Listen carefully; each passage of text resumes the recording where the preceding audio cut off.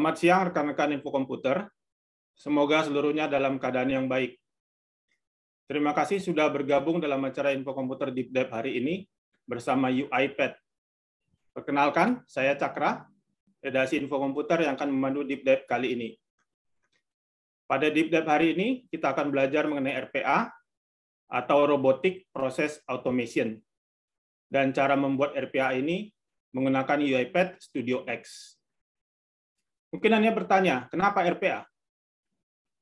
Menurut salah satu studi, pekerja di berbagai negara dan juga mungkin Anda, secara rata-rata menghabiskan lebih dari 3 jam setiap hari kerja melakukan tugas-tugas repetitif. Padahal tugas-tugas repetitif itu bukan merupakan pekerjaan utama. Misalnya Anda seorang sales, mudah-mudahan ada seorang sales di sini ya paling tidak. Anda mungkin menghabiskan 3 jam tersebut untuk memasukkan data ke sistem. Padahal tentunya lebih baik Anda menggunakan waktu itu untuk mengabungi calon klien yang potensial. Siapa tahu Anda berhasil mendapatkan klien baru, pendapatan perusahaan bertambah, begitu pula tentunya bonus Anda. Bilangkan tugas repetitif inilah yang bisa dilakukan oleh RPA. Secara prinsip, RPA dapat meniru langkah demi langkah yang Anda lakukan di komputer. Semua proses itu terjadi secara otomatis tanpa campur tangan Anda. Manfaat RPA juga bukan hanya meringankan beban pekerjaan Anda tadi, tapi juga lebih akurat. Soalnya yang bekerja ini adalah software, jadi nggak ada capek, nggak ada salah input, secara teori paling tidak. Namun sebelum kita melangkah lebih jauh, saya sampaikan dulu sejumlah aturan pada info komputer Deep Dive ini. Pertama, acara ini direkam untuk keperluan dokumentasi. Kedua, mikrofon Anda para peserta di-mute agar acara ini bisa berjalan lebih lancar. Ketiga, bila Anda memiliki pertanyaan, silakan sampaikan melalui kolom chat. Keempat, pada penghujung acara akan ada kuis menggunakan Mentimeter. Nanti panitia akan menampilkan link ke website Mentimeter yang dimaksud, beserta kodenya pada kolom chat. Bila sebelumnya Anda sudah pernah menginstal Mentimeter pada smartphone Anda juga bisa menggunakan aplikasi tersebut dan memasukkan kodenya di sana. Oke, itu saja aturannya. Nah, untuk pembelajaran mengenai RPA dan UiPath Studio X ini, bersama saya hari ini sudah terhubung Mas Michael Anthony, Technical Consultant UiPath. Mas Michael ini adalah seorang pre-sales yang sudah berpengalaman sejak 6 tahun, selama 6 tahun maksudnya, dan berfokus pada otomasi atau otomatisasi sejak 3 tahun terakhir. Mas Michael ini bergabung dengan UiPath sejak 2018 sebagai pre-sales engineer dan merupakan bagian dari tim regional Southeast Asia. Mari kita sapa Mas Michael. Selamat siang Mas Michael, bisa dihidupkan kamera dan mikrofonnya? Ya, siang Mas Cakra, apa kabar? Baik, Mas bagaimana kabarnya? Baik Mas, puji Tuhan. Ini masih kerja dari rumah atau sudah mulai kembali ke kantor kalau UiPath Indonesia? Masih WFH Mas, kita masih WFH kebetulan memang mengingat kondisi juga belum begitu pulih, jadi kita masih nunggu kondisi pulih baru nanti kita kembali ke kantor lagi, Mas. Oh ya, kalau Mas Michael sendiri lebih suka mana? WFH atau dari kantor kerjanya? Saya pribadi lebih suka WFO, Mas, karena ketemu orang langsung, kita bisa interaksi langsung, lebih dapat feel-nya lah, Mas. Oh ya, soalnya ada kata-kata sales tadi ya, sales, jadi ya, betul, harus Mas. ketemu orang. Betul. Kalau saya sih lebih suka di rumah, soalnya bebas, mandi juga bisa sore gitu kan. Nah, itu sih Mas, yang paling penting sebenarnya Mas, kalau WFH paling enak mandi pas mau nyalain kamera aja Mas. Iya benar. Tapi ini udah mandi kan Mas?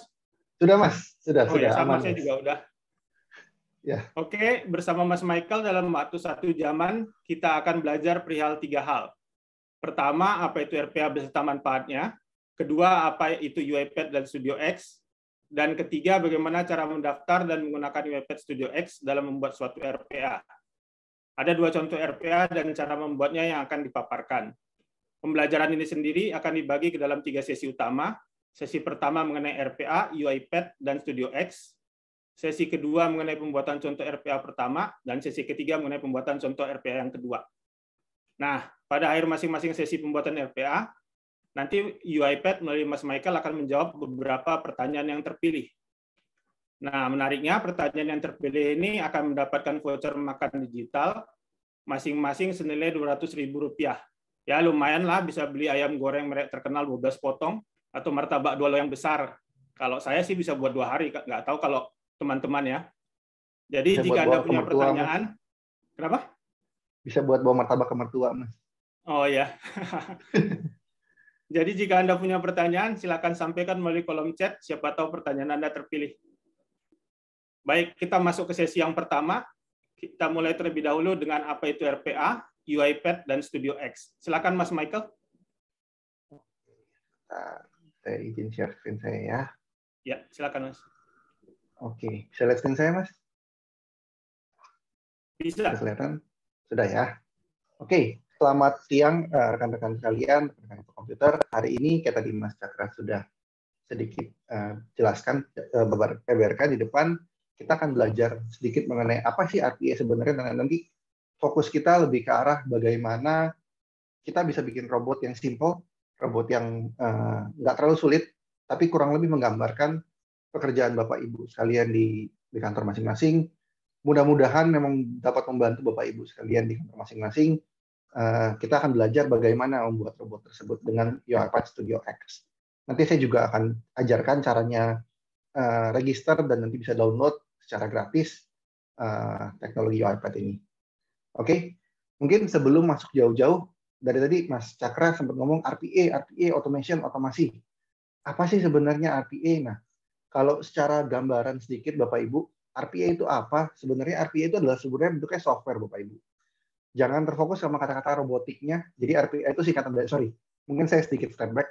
RPA itu singkatan dari Robotic Process Automation. Cuman tolong jangan terfokus pada kata robotiknya. Saya sering banget orang-orang nanya, oh Mike, lu kerja di mana Mike? Bidangnya apa? Oh RPA. Mereka otaknya langsung, oh bikin robot ya? Robot seperti apa? Drone kah? Atau kayak Asimo? Atau robot-robot yang bentuk fisik? Bukan ya teman-teman. Robot di sini lebih terfokus pada 2 kata yang belakang, yaitu process automation.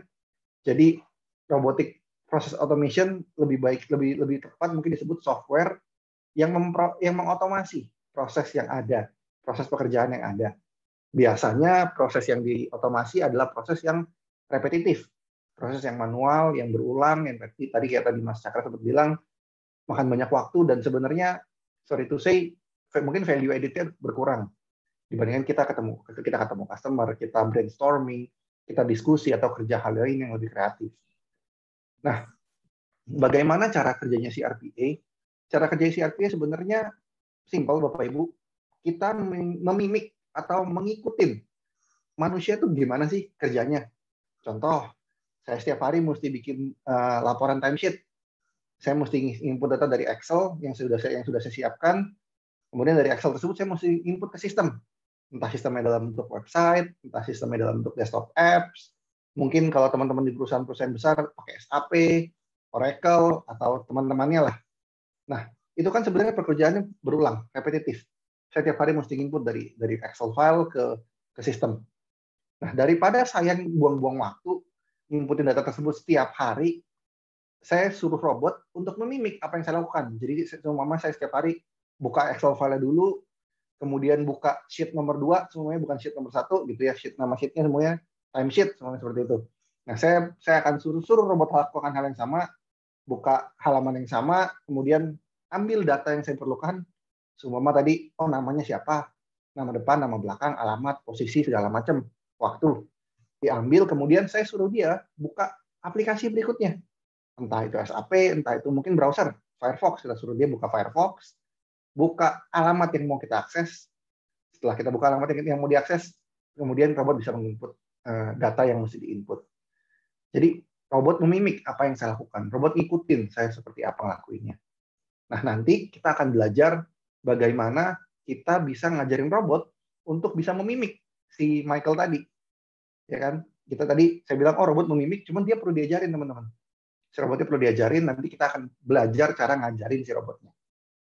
Oke? Jadi Mas itu Michael, gambaran. Yes. Mau nanya aja, berarti kalau kita udah bikin RPA-nya ini, nanti Excel-nya itu misalnya tinggal dikasih aja ke robot itu, atau kita masih harus buka Excel-nya? Taruh aja Mas, ditaruh aja di folder yang kita aja. biasa simpan. Nanti robotnya kita ajarin juga, kamu ngambil Excel-nya dari sini. Oh, gitu. jadi Nanti dia bisa robotnya ini otomatis ngambil. Bisa diatur setiap pagi jam berapa ngerjain gitu, bisa berarti ya? Bisa. Semua bisa diatur. Bisa Oke, di-scheduling. menarik.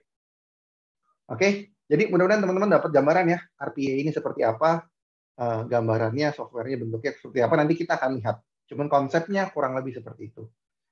Nah, berikutnya, mungkin pertanyaannya, oke, konsepnya dia mimik apa yang kita lakukan, Mike, tapi kapabilitasnya sampai mana sih? Bisa ngapain sih si robot ini sebenarnya? Nah, macam-macam ya teman-teman. Tadi saya sempat kasih contoh, oh dia bisa buka website, dia bisa buka Excel. Nah, tapi dia juga bisa lakukan hal-hal lain yang kita biasa lakukan di komputer.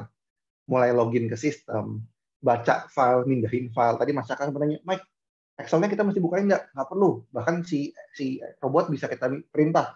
Oh, setelah kamu input Excel file yang ini, Excel file-nya simpan di tempat yang sudah diproses, seperti itu. Kita bisa suruh seperti itu. Atau mungkin bukan Excel file sumbernya, Mike. Sumbernya dari database, dari SQL Server, atau dari MySQL, atau dari Postgre. Bisa juga kita bisa suruh robotnya untuk baca. Ya kan? Atau connect ke sistem via API, atau via yang lain-lain, itu juga bisa suruh dia untuk baca sistem tersebut, selama diberikan aksesnya. Jadi sebenarnya kapabilitasnya luas sekali, teman-teman. Kalau saya bisa ngomong 95% apa yang bisa kita lakukan di komputer, robot bisa lakukan. Mungkin nggak 100%, tetap masih ada beberapa pekerjaan atau beberapa hal yang tetap harus manusia yang lakukan, tapi sebagian besar sudah bisa dilakukan oleh robot. Nah, yang menarik teman-teman kalau lihat di sebelah kiri bawah kita ada tulis scrape data from the web.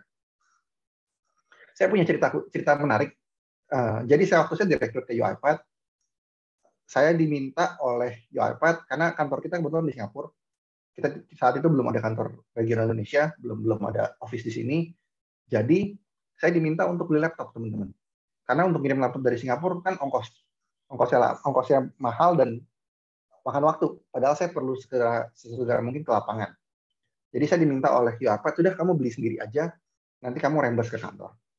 Akhirnya saya beli, dan pada saat itu kebetulan saya sudah belajar soal UiPath, jadi saya suruh saya buat robot untuk browsing ke Tokopedia, ke Shopee, dan teman-temannya ke e-commerce. Saya cari laptop yang saya mau. Saya sudah tahu nih, saya pengen laptop merek Dell, spesifikasinya seperti ini, serinya yang seperti ini. Saya suruh robot cari, kemudian dari semua web tadi, saya rangkumkan ke dalam bentuk Excel file, saya pilih yang paling murah yang mana. Saya pilih ambil 3 paling murah, kemudian saya lihat secara manual. Bayarnya saya masih manual, teman-teman. Karena saya nggak berani gaji pas-pasan loh, suruh robot yang belanja nanti jebol. Jadi saya tetap bayar manual, cuma minimal robot sudah membantu saya untuk mengumpulkan data, mengumpulkan list toko-toko yang paling murah dengan spek yang saya pengen. Nanti kita juga akan belajar, cuma nanti kita akan tunjukkan sedikit berbeda. Saya akan tunjukkan scraping data dari website UiPath. Cuman dengan saya tunjukkan tadi, mudah-mudahan teman-teman bisa belajar dan teman-teman bisa coba sendiri. Entah mungkin teman-teman di sini ada yang main Bitcoin, ada yang main Forex, ada yang main saham atau apapun, bisa juga dipakai untuk scraping data ke masing-masing sumber. Nanti kita lihat bagaimana caranya, mudah-mudahan teman-teman bisa pakai di rumah. Oke? Berarti kalau kita buka software agregator gitu, situs agregator gitu, bisa pakai RPA ini juga ini ya buat. Bisa, Mas. Nanti kita belajar sama-sama ya. bagaimana caranya. Yes. Nanti kita lihat sama-sama bagaimana si robot yang mengekstrak, bagaimana dia simpan ke Excel, caranya seperti apa. Gampang banget, teman-teman. Oke? Oke. Berikutnya mungkin teman-teman, ini saya sedikit cerita beberapa benefit teman-teman yang bisa didapatkan dari si UiPath ini. Dari tadi Mike ngomong, oh ya UiPath bisa begini, cuman purpose-nya apa sih, gunanya apa sih buat kita? Ya tentunya teman-teman, kalau teman-teman bekerja di perusahaan saat ini, nomor 1 yang paling penting adalah untuk meningkatkan efisiensi, teman-teman. Jadi robot, selain tadi dia memimik apa yang kita lakukan, kerjaan kita bisa di take over sama dia bisa ngerjain kerjaan kita, cara dia bekerja tuh jauh lebih cepat, teman-teman. Secara rata-rata, average dari pengalaman kita di UiPath, robot itu speed-nya 1:5 dibanding manusia. Jadi kalau teman-teman sekarang ngerjain satu laporan nih, butuh waktu 10 menit, robot kurang lebih hanya butuh waktu 2 menit. Again, ini rata-rata ya teman-teman, bisa geser, bisa nambah, bisa kurang, tergantung situasinya, tergantung software yang diotomasikan. Oke? Kemudian tadi Mas Cakra sempat sebut, robot ini jarang sekali error. Karena kalau kita kalibrasinya benar, kita ajarinnya benar, robot itu data itu satu sistem. Jadi hampir pasti dia tidak ada human error. Dan kemudian kita juga bisa menghindari nih kalau teman-teman kalau di kantoran ada oknum-oknum yang nakal, data pekerjaan dibocorin atau dimodifikasi sama dia. Nah, kita bisa bantu di compliance dan security. Nanti ke depannya pun sebenarnya mungkin di lain topik ya Mas ya, di lain waktu kita bisa bahas juga bagaimana RPA bisa kolaborasi dengan AI untuk menyelesaikan masalah yang lebih rumit. Nah, sedikit story lagi teman-teman untuk customer satisfaction. Kita punya salah satu klien di banking. Jadi kalau teman-teman punya kartu kredit saat ini ya, terus teman-teman telepon ke call center, Mbak, saya mau tutup kartu kredit saya dong. Yang terjadi, teman-teman, sebenarnya adalah kartunya Mas dan Mbaknya ini akan diblokir oleh si Mbak CS-nya. Setelah diblokir, data itu akan dikirim ke tim terkait, ke tim kartu kreditnya. Kemudian mereka akan ngecek apakah Mas-Masnya, Mas Mbak-Mbaknya punya tunggakan, punya cicilan, punya auto payment dan seterusnya. Ada banyak kriteria. Kalau memang sudah lolos, besoknya baru kartu kredit itu akan ditutup. Jadi benar-benar kartu kredit tertutup itu biasanya H+1. Again, ini berdasarkan pengalaman kita di salah satu klien kita. Mungkin ada bank yang sudah canggih, yang sudah lebih advance, sedikit berbeda ya, it's okay. Cuman yang kita temukan seperti itu. Nah, dengan robot, transaksi tadinya H+1, kita bisa jadikan H+sekian jam. Jadi begitu masih tutup telepon, betul kartu kredit itu tetap masih diblokir terlebih dahulu, robot akan jalan di background untuk ngecek. Datanya Mas ini sudah oke belum ditutup? Kalau memang sudah, dia akan langsung tutup hari itu juga. Jadi proses yang tadinya H+1, kita bisa reduce jadi hari H yang sama, meskipun mungkin masih ada sedikit jeda beberapa jam. Dengan begitu teman-teman, kita sebagai customer juga bisa lebih tenang, bisa lebih enak lah untuk interaksi dengan si bank tersebut. Oke, jadi ini sedikit benefits dari si RPA ini. Mudah-mudahan teman-teman dapat bergambaran gimana nanti di company teman-teman masing-masing bisa dipakai si RPA ini. Nah, yang berikutnya teman-teman, setelah kita tahu RPA itu apa, dia bisa ngapain, benefitnya apa, sekarang saya yang jadi pertanyaan adalah, oke, gue mau pakai robot, cuman buat apa ya? Ngapain ya kira-kira di kantor gue yang bisa dirobotin? Apa ya proses apa yang bisa dirobotin? Nah, kita lihat sama-sama teman-teman. Jadi ada beberapa kriteria, dalam hal ini ada 8 poin yang bisa dijadikan acuan untuk nanti teman-teman menentukan sebuah proses baik atau tidak untuk di-automate. Yang pertama teman-teman adalah highly manual dan repetitif. Tadi kita sudah bahas beberapa kali. Kalau bisa prosesnya atau pekerjaan yang mau di-automate itu masih manual. Masih setiap hari manusia lakukan. Kalau sudah manusia nggak ngerjain, buat apa kita automate? Nggak perlu di-automate ya teman-teman. Artinya sudah otomatis kan. Nah kalau bisa manual dan repetitif, mungkin entah sehari sekali, 2 hari sekali, seminggu sekali, atau sebulan sekali. Kalau ternyata prosesnya, manual Mike, saya ada pekerjaan bisa berjam-jam ngerjainnya bisa 2-3 jam. Tapi 2 tahun sekali ngerjainnya Mike. Jadi nggak make sense untuk di-automate. Buat apa automate pekerjaan yang ngulangnya jauh sekali 2 tahun sekali. Kita cari yang lebih dekat dulu, yang entah setiap hari kita kerjakan, atau mungkin 2-3 hari, atau weekly, atau bi-weekly, ya tergantung. Oke? Itu yang pertama, highly manual dan repetitif. Yang kedua, rule based teman-teman. Karena tadi kita ada bilang robot kita ajarin. Artinya mesti ada aturan main bagaimana robotnya jalan. Oke? Jadi seumpama nih tadi saya bilang, kita buka Firefox. Setelah buka Firefox, bukanya website apa? www-nya apa? HTTP-nya apa? Link-nya apa? Nah, itu mesti jelas step by step-nya. Karena robot ini nggak bisa mikir, teman-teman ya. Robot ini hanya bekerja sesuai dengan apa yang kita ajarkan. Kalau terjadi sesuatu yang di luar apa yang kita ajarkan, dia bingung, dia error. Oke, jadi robot hanya bisa berjalan sesuai dengan apa yang kita ajarkan dia. Maka dari itu kita perlu proses yang punya aturan main yang jelas. Ada rule-nya. Kalau kayak tadi Mas Cakra sempat ngomong sales, namanya kita jualan kadang-kadang nggak ada aturan mainnya teman-teman ya. Kita ketemu customer A sama customer B, cara treatment kita berbeda. Pekerjaan seperti ini sulit untuk diotomasi. Cuma kalau pekerjaan yang tiap hari mesti inputin data dari Excel ke sistem, itu jelas aturan mainnya jelas, step-stepnya jelas. Gitu. Nah yang ketiga, low exception rate maksudnya apa? Maksudnya kita cari proses yang tidak banyak terjadi error teman-teman. Kalau ternyata nih, ada proses yang manual, Mike, ada aturan mainnya, cuman data yang masuk berantakan banget. Email diisinya angka doang, atau nomor telepon diisinya huruf. Nah, itu kan banyak terjadi error. Kalau ternyata transaksi tersebut atau proses tersebut masih banyak data yang error seperti itu, lebih baik kita hindari terlebih dahulu. Kenapa? Karena nanti benefit-nya nggak maksimal. Bukan tidak bisa, bukan tidak baik, tapi benefits untuk company, untuk Bapak Ibu nggak maksimal. Lebih baik proses tersebut kita standarisasi terlebih dahulu, sudah distandarisasi, exception rate sudah turun, baru kita automate. Seperti itu. Nah, yang ketiga, inputnya digital. Readable electronic input. Maksudnya apa? Kalau bisa inputnya digital, teman-teman. Inputnya sudah dalam bentuk soft copy, sudah dalam bentuk yang bisa dibaca lah istilahnya, copy paste, readable. Kalau PDF pun yang readable. Kalau teman-teman inputnya masih dalam bentuk paper atau scanan atau foto, kita perlu proses terlebih dahulu. Dan prosesnya itu panjang. Proses OCR itu panjang. Maka dari itu kita hindari dulu proses seperti itu. Kita cari dulu proses yang data inputnya sudah digital. Entah itu dalam bentuk email, Excel, Word, PDF, atau mungkin dari website lain. Nah, kita juga bisa pakai yang seperti itu, teman-teman. Oke? Yang kelima, kita cari yang high volume. Volumenya besar. High volume dan great benefit sebenarnya similar. Tujuannya adalah semakin besar volume sebuah proses, artinya semakin banyak tim yang terimpact. Biasanya kalau let's say ada invoice processing atau proses rekrutmen nih, tiap hari dia ada 3.000 orang yang apply. Kan nggak cukup satu orang yang ngerjain, butuh banyak orang. Nah, saat butuh banyak orang, artinya banyak tim yang terganggu dengan proses ini.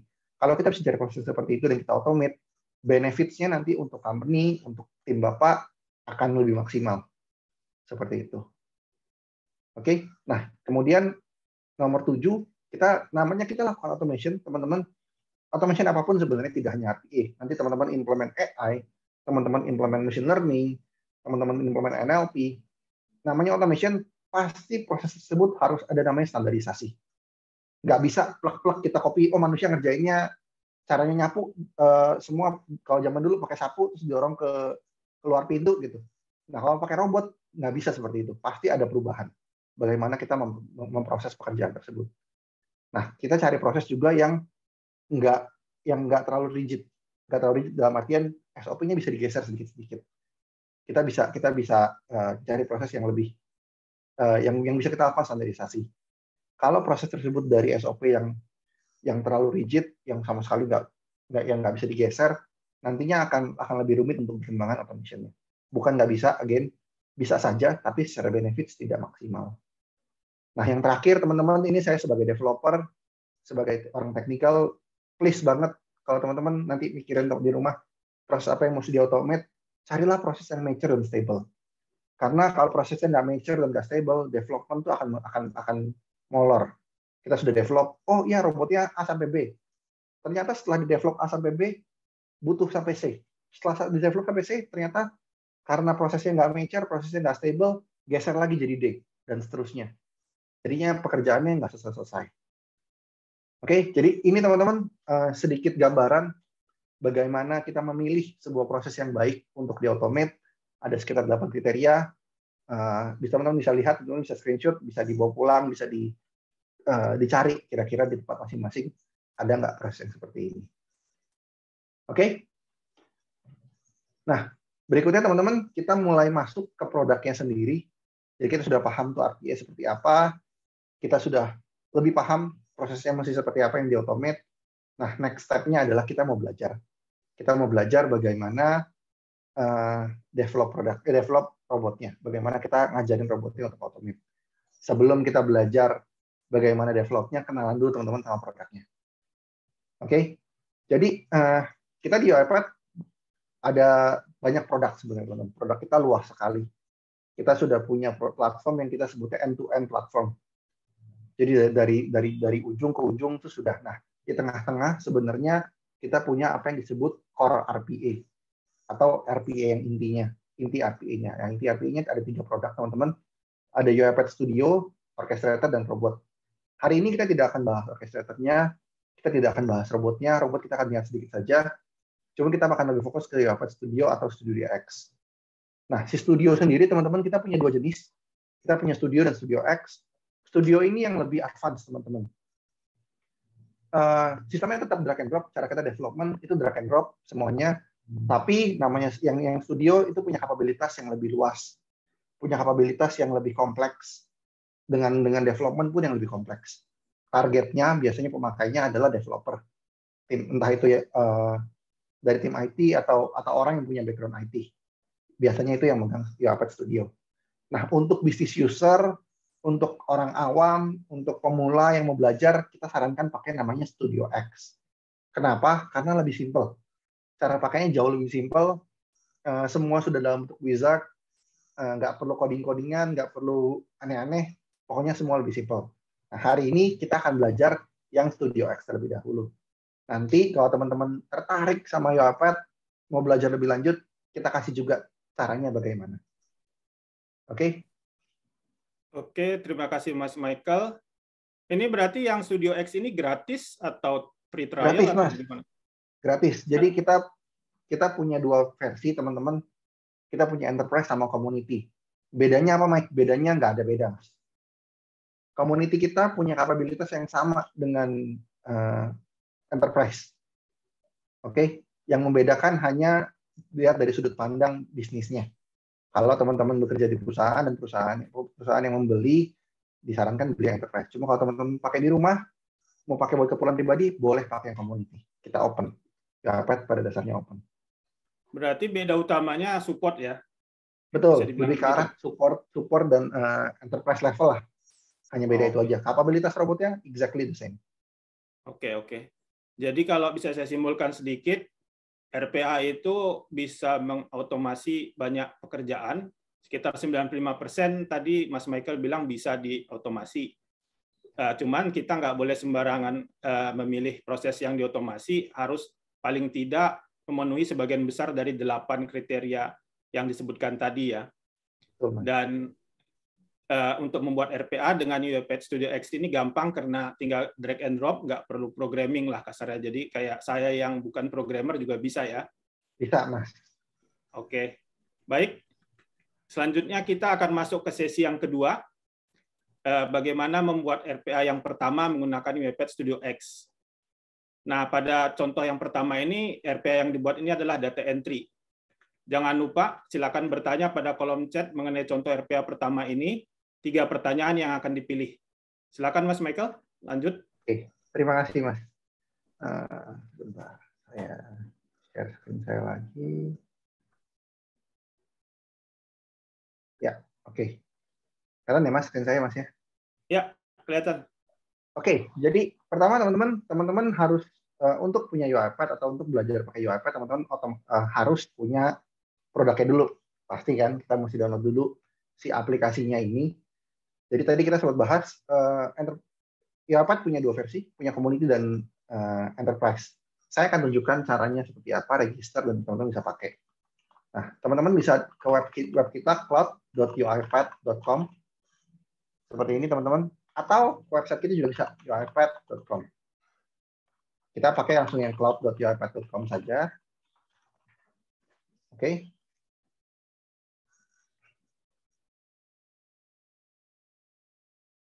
Setelah ke sini teman-teman akan ketemu halaman seperti ini teman-teman. Diminta sign in, bisa continue with Google, bisa sign up. Oke, teman-teman silahkan sign up terlebih dahulu. Saya akan tunjukkan sedikit saja cara sign up-nya.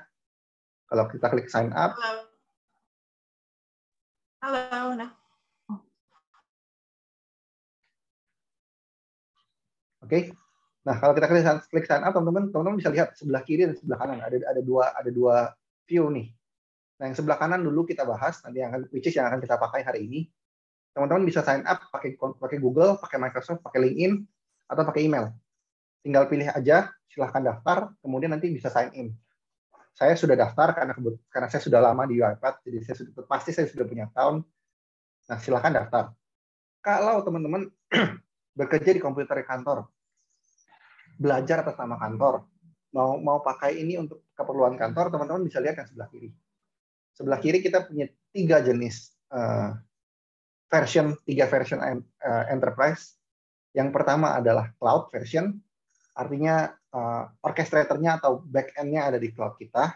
robotnya tetap di tempatnya mas-mas sekalian, atau yang on-prem, back-end-nya, web app-nya diinstal di servernya customer, di servernya company, atau yang terakhir hanya UiPath Studio saja tapi versi enterprise. Oke, jadi ada tiga jenis enterprise. Bedanya apa Mike sama community? Again, sama aja, nggak ada beda teman-teman. Jadi kalau teman-teman hanya belajar untuk di rumah, hanya pakai untuk keperluan pribadi silahkan. Tapi untuk dapat support yang lebih, untuk pakai di enterprise, silahkan teman-teman download yang UiPath platform yang enterprise. Oke? Nah, karena sudah daftar, kita sign in aja. Tinggal di continue with Google, karena kebetulan saya pakai Google. Sorry teman-teman, saya geser sedikit ya, biar nggak kelihatan nih account saya. Kalau nggak nanti dipakai orang account saya. Bentar. Sign in-nya nggak pakai RPA, Mas ya? Nggak, Mas. Masih manual, Mas. Iyalah, berbahaya ya. Bahaya, Mas, kalau pakai RPA. Nanti bisa dilihat orang lain, Mas. Iya. Nah, ini teman-teman sudah masuk. Nanti teman-teman kalau sudah masuk, bentuknya akan seperti ini. Nah, akan dipilih nih. Kalau saya kebetulan karena saya sudah member, bisa dipilih. Mau pakai existing organization atau create new. Karena kita sama-sama baru, kita create new aja ya. Create new, teman-teman tinggal masukin aja nama organisasi atau nama apapun. Saya masukin belajar RPA bersama info komputer. Seperti ini. Masukin region-nya Indonesia. Confirm. Oke, continue.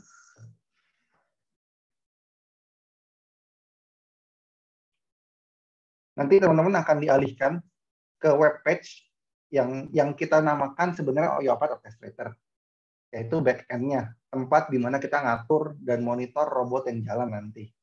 Cuman hari ini kita tidak akan bahas banyak ke sini, kita akan bahas ke studionya. Nah, ini bentuk orchestrator-nya, di sini ada pilihan orchestrator, tinggal diklik. Oke, again, saya tidak akan terlalu banyak bahas di sini. Teman-teman lihat ada tombol download UiPath, tinggal diklik aja. Nanti ada masuk studio community.msi. Oke, silahkan di save, silahkan di open. Ikutin aja step-stepnya, tinggal pilih nanti kalau ada pilihan masukkan license atau community, silahkan pakai yang community. Kalau tidak ada langsung saja masuk. Nanti setelah teman-teman berhasil install studio, setelah teman-teman berhasil masuk ke studionya, selesai, teman-teman akan ketemu halaman seperti ini. Nah, kalau teman-teman perhatikan nih, nama UiPath ini masih UiPath Studio nih. Sedangkan tadi kayak Mike bilang, kita bakal pakainya Studio X, bukan Studio. Kok saya dapetnya Studio, Mike? Yes, secara installer sama teman-teman. License-nya aja yang beda. Oke? Nah, bagaimana cara kita mengubah dari Studio ke Studio X? Teman-teman bisa klik Settings, kemudian License dan Profile, Change Profile, kita tinggal pilih Studio X. Simple ya teman-teman ya. Tinggal ke Setting, License and Profile, Change Profile, kemudian klik Studio X. Nah, nanti dia minta restart, silahkan di restart saja.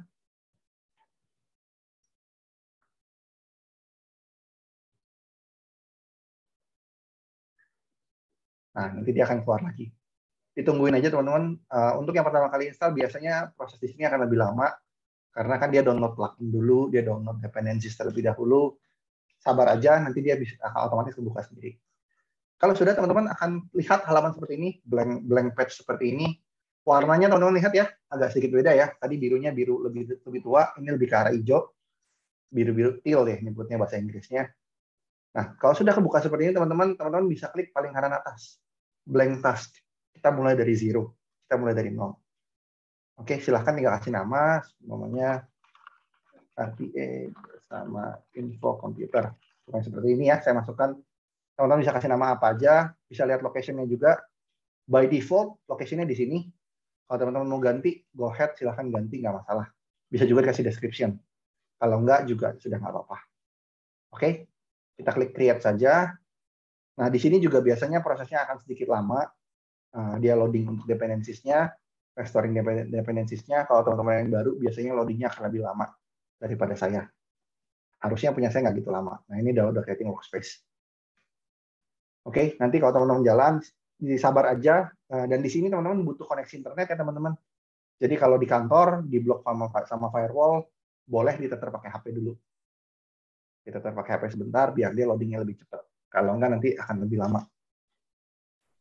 Ini koneksi internetnya untuk seterusnya atau pas mulai Enggak aja, Mas, Mas? tadi aja. Tadi pertama kali kan install itu aja. Nah, besok-besok udah selesai install, sudah pertama kali masuk project pertama, mau kerjain di rumah, internet rumah lagi mati, tetap bisa, nggak masalah. Oh, Hanya untuk pertama kali saja. berkali juga kayak Steam gitu, pertama kali aja, oke. Yes, pertama kali aja, betul. Nah, ini halamannya teman-teman. Ini Studio X kita.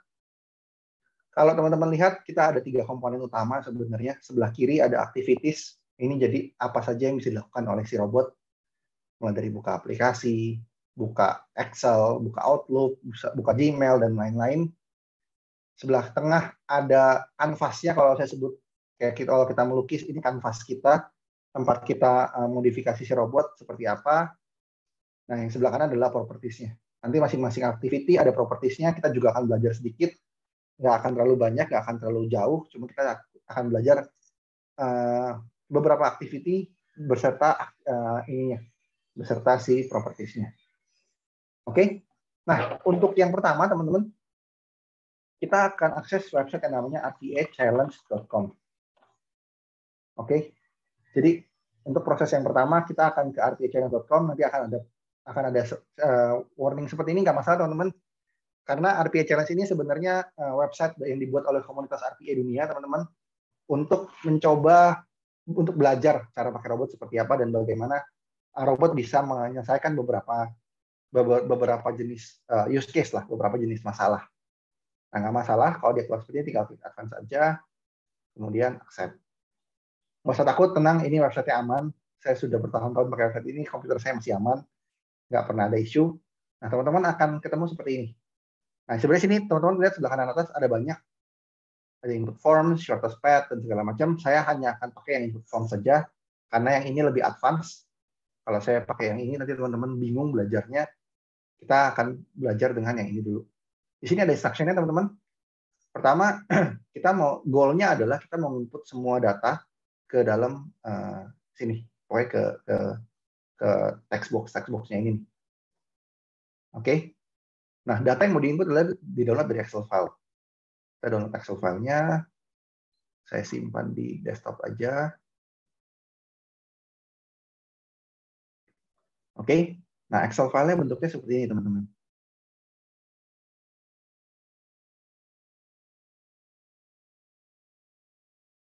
Sampai kita nunggu. Jadi, again, goal-nya kita mau input data dari Excel file ini ke website. Kalau teman-teman perhatikan dari disertasi, sebenarnya similar dengan pekerjaan kita sehari-hari. Banyak banget saya temukan pekerjaan-pekerjaan di lapangan, di dunia nyata, di dunia kantoran, yang prosesnya simpel ini. Dia punya Excel file, kebetulan saya cuma 10, biasanya punya teman-teman di business user ada ratusan ribu, ada puluhan ribu, ada ribuan. Saya cuma 10, terus mesti diinput ke dalam sistem. Simpel itu sebenarnya. Pekerjaannya simpel, tapi banyak setengah mati. Nah, maka dari itu kita bisa robotkan proses-proses yang seperti itu dengan si RPA ini. Jadi ini datanya teman-teman, mungkin saya zoom sedikit. Ada first name, last name, company name, phone number. Kita punya 10 data, dimasukkan harus satu set, kalau dari sini ke sini mesti sama, sini ke sini mesti sama. Nanti kalau kita jalankan di RPA Challenge, kalau saya klik start, terus saya input data ini asal-asal aja ya, kita coba contohkan sampai 10 kali.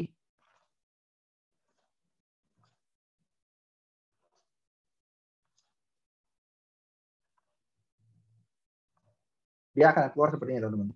Ada success rate-nya, ada waktunya berapa lama. Oke. Nah, kalau tadi teman-teman perhatikan, setiap kali kita klik submit di dalam formnya berubah, teman-teman. Ini juga kadang-kadang terjadi kalau sebenarnya kita mengautomate website yang public, yang banyak diakses oleh orang, sometimes website tersebut ada perubahan-perubahan sedikit. Nah, di sini juga kita menunjukin robot sebenarnya tetap bisa input atau mengekstrak informasi meskipun website-nya sedikit berubah-ubah. Mungkin berubahnya nggak banyak, cuma sedikit-sedikit aja, tapi more or less kalau ada perubahan pun robot tetap bisa membaca. Sampai tahap tertentu ya teman-teman. Tentunya nggak website-nya diganti 100% diganti atau bisa jalan ya belum tentu teman-teman ya. Tergantung nanti perubahannya seberapa jauh. Oke. Nah, kita mau coba automate si RPA challenge ini, mungkin saya close dulu yang ini. Kita mau coba automate si RPA challenge ini. Oke. Caranya gimana teman-teman? Caranya simple. Teman-teman tinggal use application and browser. Oke. Karena kita mau pakai browser, again cukup menjelaskan ya teman-teman. Use application dan browser, gunakan aplikasi atau browser. Kita tarik aja ke tengah, kita ulang. Coba saya ulang. Drag and drop aja ke tengah. Oke, dia akan keluar seperti ini. Kemudian teman-teman baca di tengah ada tulisan indicate application to automate. Jadi kita disuruh tunjukin aplikasi mana sih yang mau kita otomasi. Nah, kalau kita klik, nanti dia akan otomatis nutup, dan teman-teman lihat jadi biru seperti ini teman-teman. Oke, nah kalau kita klik nih, harusnya dia bisa mengenali. Nah, lihat teman-teman ya, dia text screenshot-nya, ada logo Firefox-nya, dia mengenali ini di Firefox, pakai browsernya Firefox, kemudian URL-nya ini. Oke, nah mungkin saya riset dulu karena tadi ada certificate error, biar sekalian terloading juga, biar sama-sama kita lihat kalau itunya error gimana.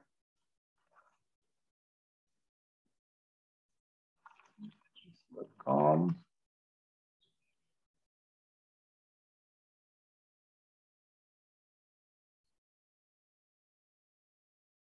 Nah ini tadi teman-teman saya sempat singgung soal waktu pengerjaan. Tentunya waktu pengerjaan memang tadi saya bilang 1:5, cuman tergantung sama web page-nya. Kadang-kadang kita akses ke server atau akses ke aplikasi orang, lambat loadingnya, itu kita nggak bisa ngapa-ngapain teman-teman, karena bukan dari robotnya, tapi dari sistem yang di-automate. Oke, nah sekarang sudah kebuka halaman seperti ini. Yang mau kita lakukan tadi apa teman-teman? Kita mau klik advance, nanti kemudian kita klik accept, risk, dan continue ya. Nah, kalau kita melakukan hal seperti itu, next step-nya adalah kita cari activity-nya. Activity tadi kita bilang kita mau ngeklik, maka itu kita cari klik ya. Tinggal di search saja di sini, di kolomnya klik, nah kemudian dia akan muncul seperti ini. Klik, tarik teman-teman ke dalam kotak. Oke. Nah, kalau kita tarik, dia akan muncul sama nih, indicate target on screen. Nah, kita tinggal klik aja, kemudian arahin ke advance. Nah, teman-teman sebelah kiri ada semacam notifikasi, dibiarinin aja. Kok communicate with browser, teman-teman? Nah, kalau kita klik seperti ini, dia akan nunjukin bahwa dia error. Maka dari itu kita confirm dulu aja. Teman-teman bisa ke home ya, kemudian set tools, kemudian install browser extension for Firefox. Tadi Firefox saya belum diinstal ininya, UiPath extension-nya. Oke, nah kalau sudah, kita coba sekali lagi teman-teman. Mudah-mudahan nggak masalah nih. Kalau masalah saya malu nih teman-teman ya. Kita hapus dulu, tarik kliknya, indicate lagi on screen. Ups, masih nggak bisa. Wah, saya malu beneran nih teman-teman. Sebentar ya. Biasanya kalau demo suka gitu, Mas. Iya, Mas. Tiap kali, Mas.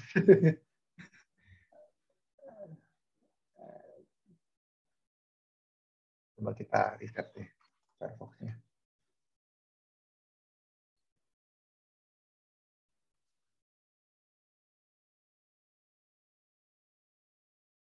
Oke,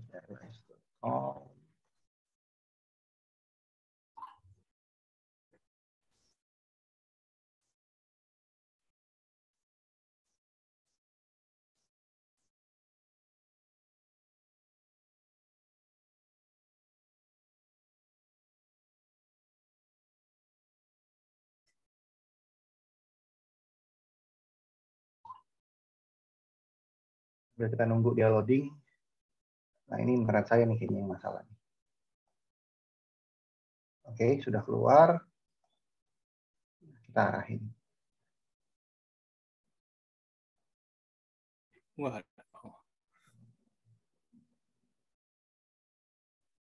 Oke, kalau gitu kita ganti deh teman-teman. Sorry nih ya, harusnya sukses tadi setelah install tools-nya, nggak tahu kenapa nggak mau jalan.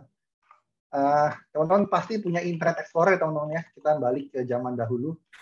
Kita pakai IE. Sebenarnya nanti teman-teman bisa baca, bisa lihat aja sebenarnya cara install tools-nya nggak sulit, harus extension-nya. Cuman karena waktu, teman-teman, daripada saya solving itu makan waktu, Ya. kita pakai Firefox, pakai Internet Explorer dulu, teman-teman. Sama ke rphchallenge.com. Ini semua browser bisa berarti ya? Harusnya bisa, Mas. Cuman ini sebenarnya sini teman-teman lihat di tools nih ada banyak nih, ada Chrome, Edge, sama Firefox. 3 ini sih, Mas.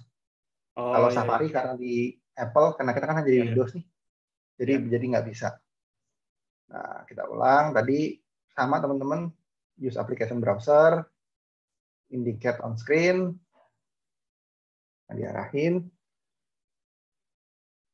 Nah, ini kan website-nya panjang lebar nih teman-teman.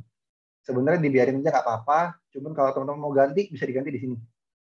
Diklik di plusnya, text. Nah, ini tinggal hapus ini yang belakang ini. Save. Jadi rphchallenge.com. Kemudian tadi kita pakai klik.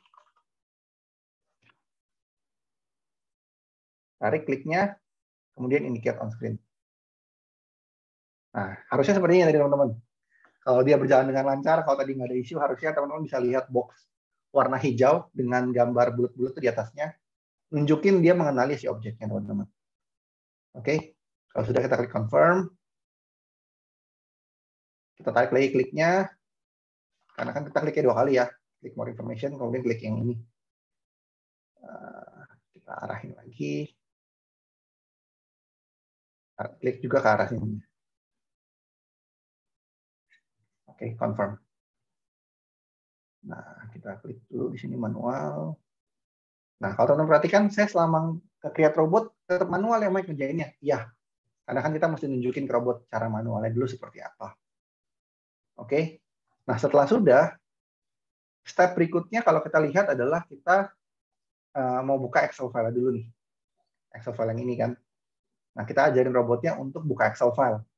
Caranya gimana? Kita tinggal search aja. Sudah ada paling atas, bahkan nggak perlu search. Use Excel file. Tinggal tarik aja ke bawah. Nah, di sini teman-teman bisa ada Excel file-nya, bisa cari browse for file. File-nya di mana? Tadi saya di desktop, challenge.com ya. Challenge.com, challenge.xlsx. Nah, ini teman-teman ada path-nya. Tadi Mas Cakra nanya, foldernya bisa diatur nggak, Mike? Bisa, kita tinggal atur di sini saja. Sebenarnya kalau teman-teman ada yang tim ada yang orang IT, kita juga bisa pakai variable. Kita juga bisa pakai variabel untuk milih si folder si file Excel-nya. Oke. Nah, setelah kita taruh seperti ini, dia akan otomatis membuka file si file Excel-nya. Nah, kemudian setelah kita buka file Excel-nya, kita sebenarnya mau klik start, teman-teman. Oke. Kita mau klik start. Maka dari itu, sorry, saya refresh dulu.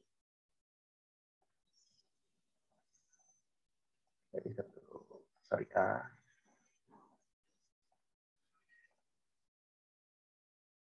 kita mau klik start, maka itu kita pakai again, klik di sini. Nah, tinggal tarik kliknya, kemudian indicate on screen lagi, arahin lagi. Nah, teman-teman lihat ya, ada hijau-hijau di sekitar si startnya, meskipun mungkin agak-agak nggak kelihatan. Cuma dia kita arahin ke start. Nah, jadi seperti ini, confirm. Setelah klik start, step berikutnya adalah, tadi kalau teman-teman kita balik ke Excel file, teman-teman, kita mau input data satu per line nih, baris per baris. Pertama John dulu, si John, kemudian Jane, kemudian Albert, dan seterusnya. Oke, untuk semua informasi. Kita mau ngulang per baris. Nah, kalau bahasa Inggrisnya, for each row, teman-teman. For each Excel row. Jadi kita mau repeat sesuai jumlah row di Excel-nya. Dalam hal ini dia ada 10 kali, kita pakai 10 kali. Oke. Nah, saat kita pilih for each Excel row, dia juga nanya nih teman-teman, range-nya di mana sih? Filenya di mana yang mau diambil? Sheets-nya yang mana? Karena kita tadi pakai sheet 1, maka di sini juga sheet 1. Nanti ini otomatis tergenerate teman-teman. Kalau nama sheet-nya sebenarnya bukan sheet 1, semuanya RPA Challenge, dia akan sesuai juga namanya di sini. Nah, kita tinggal klik aja. Kemudian dia tanya lagi nih, dia punya header nggak sih? Kalau si Excel file-nya? Karena Excel file kita ada header-nya teman-teman, first name, last name, company name, kan ini header-nya nih. Kita tinggal centang hash header. Oke. Nah, dengan begini dia akan ngulang nih, line by line, row by row. Pertanyaannya adalah kita mau ngapain dengan data yang row by row ini? Kita mau input ke sini teman-teman ya, ke si RPA challenge ini ya, satu persatu. Nah, caranya seperti apa teman-teman? Kita pakai ketik. Cuma kalau kita search-nya ketik, nggak keluar teman-teman, bahasa Inggris. Bahasa Inggrisnya ketik, type ya teman-teman ya. Type, dia keluar type into, tinggal tarik teman-teman. Tarik, kemudian kita klik indicate on screen. Sama teman-teman, tinggal arahin aja, dia mau di kolom yang mana inputnya, dia akan keluar hijau-hijau seperti ini. Nah, kalau kita klik, nah dia akan keluar seperti ini. Oke. Setelah keluar, kita pilih apa sih yang mau kita ketik ke dalam text box tadi. Sebenarnya pilihannya banyak teman-teman. Teman-teman mau ketik pakai teks juga bisa, input teks. Atau dari clipboard, kita dari copy paste gitu ya, kita mau copy paste juga bisa. Atau teman-teman bisa pakai current row. Current row ini artinya row yang lagi diproses saat ini nih. Row entah row pertama, atau row kedua, atau row ketiga, dan seterusnya, tinggal diarahin. Pilih teman-teman kolom name-nya apa tadi yang mau kita input. Yang pertama kan first name. Nah, itu kita pilih first name di sini. Oke. Nah, setelah ini teman-teman, saya mungkin setelah ini akan lebih cepat teman-teman, karena header-nya banyak. Ada kolomnya banyak, ada 1, 2, 3, 4, 5, 6, 7. Maka dari itu kita mesti ulang 7 kali teman-teman, type into-nya. Nah, saya sedikit cepat aja ya teman-teman, type into, arahkan, kemudian kedua adalah last name,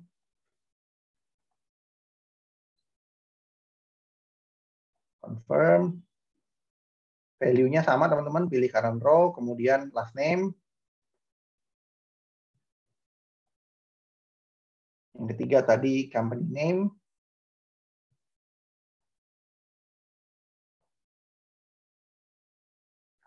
pertanyaannya, waktu saya presentasi seperti ini teman-teman, ada yang nanya sama saya, Mike, kalau urutan kolom yang nggak sesuai boleh nggak? Boleh teman-teman.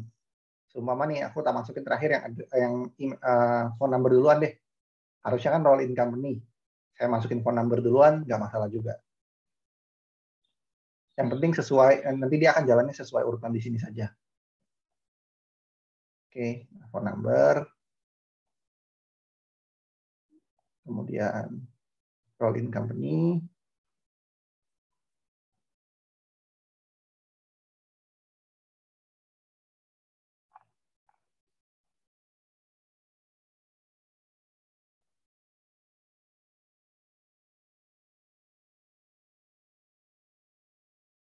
Kemudian tadi apa lagi? Address yang belum.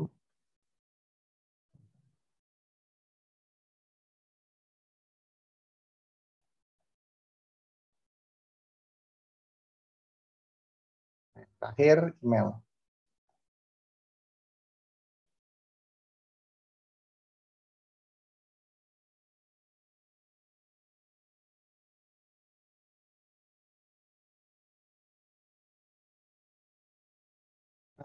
Setelah kita nginput teman-teman, setelah kita nginput ke masing-masing kolom nih, masing-masing text box-nya, kan kita harus klik submit teman-teman ya. Maka dari itu kita cari lagi tadi, klik. Klik.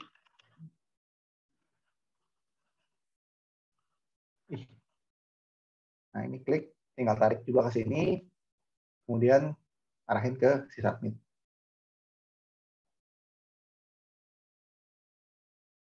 Confirm. Dah, gitu aja teman-teman sebenarnya cara develop robotnya. I think pretty simple ya. Cukup mudah ya teman-teman ya, nggak sulit ya. Nah, kalau kita jalankan teman-teman, harusnya jalan lancar, dia sesuai yang kita ajarin.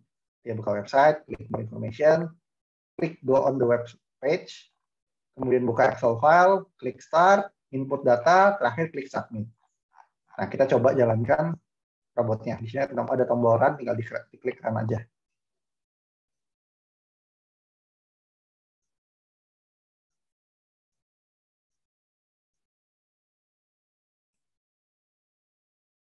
Oh, jadi kelihatan dia ngebukanya juga, Mas ya? Yes, ini saya sudah nggak pegang mouse.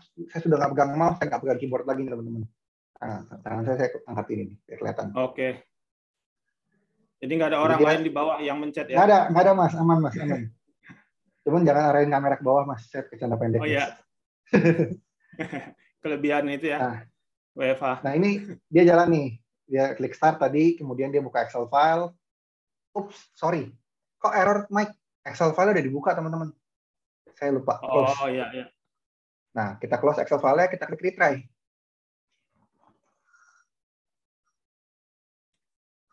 Oke, masih nggak bisa. Saya stop dulu teman-teman. Gugup nih Mas. Bisa aja Mas Michael. Tapi gagal terus Mas. Nah kita klik run lagi.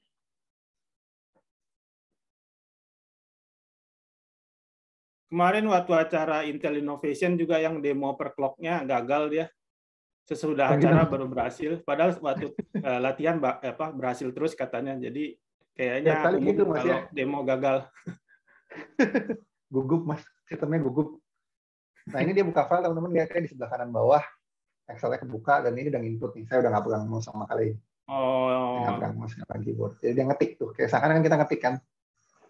Ya, ya. Tapi kecepatannya nih segini memang nggak bisa lebih cepat gitu ya? Nah, sebenarnya setelah ini pelajaran berikutnya adalah biar gimana caranya robot bisa ngetik dan input lebih cepat.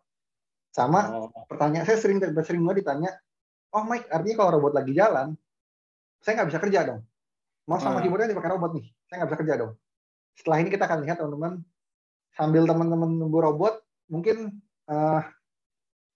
sambil nunggu lah ya, kita lihat dulu robot di jalan seperti apa. Silakan teman-teman ada pertanyaan, taruh di kolom chat, nanti dipilih sama tim Infocom, saya coba jawab pertanyaannya. Nah, ini memang agak sedikit lama Mas, karena masih ngetik satu persatu. Ini aja menurut saya ini lebih cepat daripada manusia. Karena kalau manusia, kita mesti balik ke Excel, ngetik lagi, balik ke Excel, ngetik lagi, ya kan? Ya. Tapi ini udah masuk satu-satu dia, cuman belum semua selesai gitu kan ini. Betul, ini kan baru sampai, kalau lihat sebelah kiri bawah nih Mas, ada ronde 5. Oh, ronde 5. Kalau tadi saya ganggu tuh, keganggu tuh dia Mas. Oke. Nah, kan keganggu. Oke. Mungkin kita bisa lanjut aja Mas, untuk menghemat waktu. Biar teman-teman udah lihat kan, minimal dia sudah jalan. Ya. Berikutnya teman-teman, tadi saya sempat ngomong bagaimana caranya, Mas Cakra juga nanya, bagaimana kok lambat sekali jalannya, kok robotnya nggak cepat. Caranya teman-teman gampang.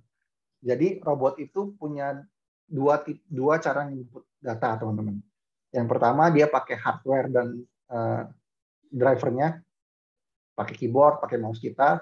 Yang kedua teman-teman dia pakai namanya simulate type, simulate click. Jadi dia mengsimulasi si keyboard dan si mouse-nya. Take note, nggak semua aplikasi bisa, cuman rata-rata browser bisa. Oke, nah kalau kita klik ke browser, caranya seperti apa, Mike? Kalau kita ke browser ini, yang use browser EA, kemudian teman-teman lihat sebelah kanan ada input mode. Lihat ya, di properties. Tadi saya bilang properties ini nunjukin bagaimana activity berinteraksi dengan sistemnya. Di sini ada input mode. Teman-teman sekarang hardware events tulisannya. Hardware events artinya dia pakai hardware kita. Dia pakai mouse, dia pakai keyboard kita. Kalau kita klik, kita ganti ke simulate, dia tidak pakai hardware kita lagi. Nah ini ada jadi lebih cepat ya. Yes, ada warning sebenarnya, dibiarin aja nggak apa-apa kalau warning. Oke, kalau kita jalanin, saya close dulu.